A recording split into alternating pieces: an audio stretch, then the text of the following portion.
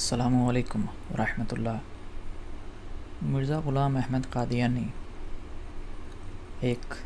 دجال، فراڈیا، بھیڑیا نما انسان تھا۔ انسان بھی نہیں اس کو کہہ سکتے، کیونکہ مرزا قادیانی نے اپنی کتابوں میں کافی جگہ اپنے آپ کو کبھی انسان کی جائے نفرت، یعنی انسان کا پرائیویٹ پارٹ، اور کرم خاکی یعنی مٹی کا کیڑا کہا ہے، اور بہت کچھ کہا ہے، جس سے مرزا قادیانی انسان تو ثابت نہیں ہوتا۔ کبھی یہ اپنی جنس چینج کر لیتا ہے، کبھی یہ عورت بن جاتا ہے، کبھی اس کو حیض ہوتا ہے، کبھی یہ رجولیت کی طاقت کرواتا پھرتا ہے، اور کبھی یہ حاملہ ہو جاتا ہے۔ تو اس لحاظ سے مرزا قادیانی کو انسان مرد تو نہیں کہا جا سکتا، مگر اس کے برعکس مرزا قادیانی کی امت، جو کہ 130 سال سے مرزا قادیانی کو ایک پکا سچا مسلمان انسان، شریف النفس انسان اور نبی منوانے کی ناکام کوشش کر رہے ہیں، جس میں وہ پچھلے 130 سالوں سے ناکام ہی ہیں، ابھی بھی ہیں، اور انشاءاللہ قیامت تک ناکام ہی رہیں گے۔ جیسا کہ یزید کو کئی صحابیوں نے اس کو اپنی کتابوں میں اچھا لکھا، اسی طرح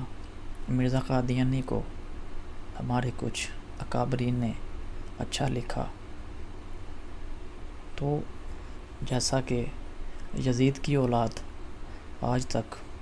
اس کو سچا ثابت کرتی ہے، اسی طرح مرزا قادیانی کی امت بھی اس کو سچا ثابت کرنے میں لگی ہوئی ہے۔ یزید کا حوالہ میں نے اسی لیے آپ کو دیا کیونکہ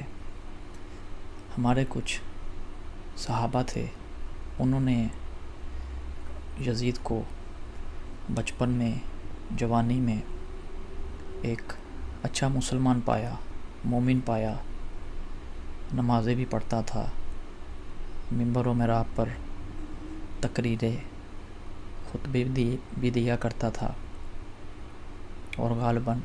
حج عمرہ بھی کیا کرتا تھا۔ یعنی کہ اس میں تمام وہ کیا کہتے ہیں اس کو، پائے جاتے تھے عناصر جو کہ ایک اچھے مسلمان میں ہوتے ہیں۔ تو انہوں نے اس کو اپنی کتابوں میں کوٹ کیا کہ وہ ایک اچھا مسلمان تھا، لیکن بعد میں وہ آپ سب احباب کو پتہ ہے کہ اس کے کارنامے، اس کی کرتوتیں، جو کچھ یزید نے کیا تھا،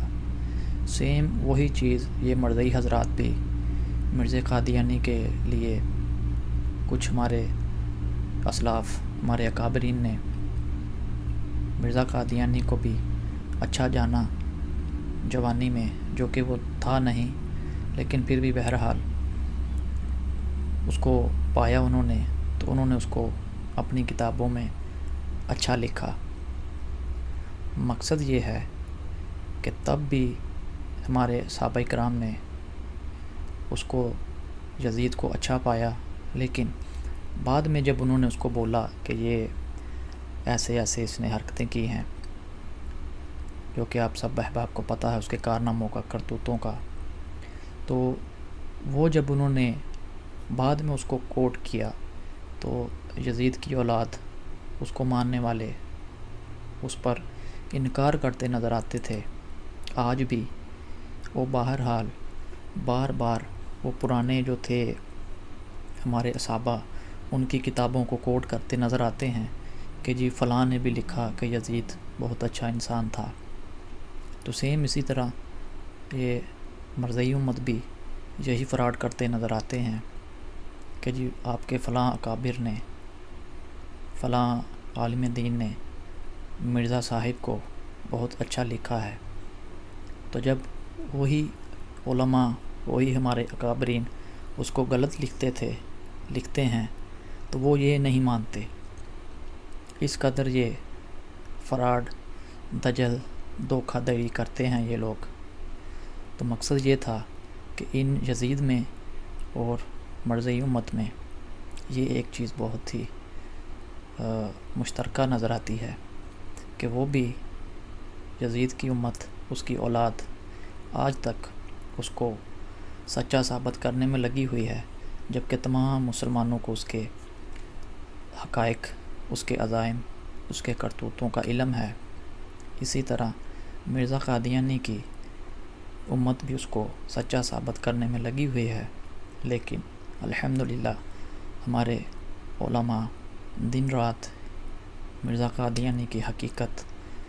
تمام مسلمانوں کو دکھانے میں لگے ہوئے ہیں، اور الحمدللہ 130 سالوں سے آج تک اور انشاءاللہ قیامت تک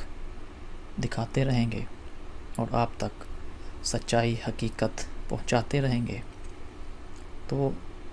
الحمدللہ بہت سے سابقہ ایکس قادیانی حضرات یہ حقیقت کو جانتے ہوئے، اس کی کتابوں کو پڑھتے ہوئے، کچھ لوگ گمراہ تھے، لیکن الحمدللہ اب انہوں نے علماء کو سنا، مرزا قادیانی کی کتابوں کو پڑھا، اور الحمدللہ وہ آج مرزا قادیانی پر لعنت ڈال کر اسلام میں داخل ہو گئے ہیں اور اسلام کی جو ہے وہ تبلیغ کر رہے ہیں. تو الحمدللہ اللہ کا بڑا لاکھ لاکھ شکر ہے کہ کیونکہ اللہ تعالیٰ نے مسلمانوں سے وعدہ بھی کیا ہوا ہے کہ انشاءاللہ تا قیامت اسلام ہی سربلند رہے گا. تو تمام اسلام مخالفین، مذاہب، گروہ، کلٹ جتنا مرضی زور لگا لیں، یہ اسلام کو نقصان نہیں پہنچا سکتے، کیونکہ اس کا وعدہ اللہ نے کیا ہوا ہے.